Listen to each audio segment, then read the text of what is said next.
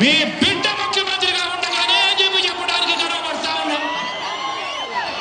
అవునా కాదా అడుగుతా ఉన్నాను.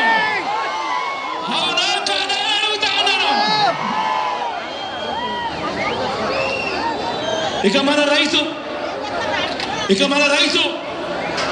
మన రైతన్నకు గతంలో కూడా ఎప్పుడూ జరగని విధంగా, గతంలో మన రైతన్న ఎప్పుడూ చూడని విధంగా మొట్టమొదటిసారిగా రైతన్నకు తాను పెట్టుబడి పెట్టేటప్పుడు, పంట వేసేటప్పుడు ఆ రైతన్నకు పెట్టుబడికి సహాయంగా మొట్టమొదటిసారిగా ప్రతి ఏటా 13,500 రూపాయలు ఇస్తూ ఈ 5 సంవత్సరాలు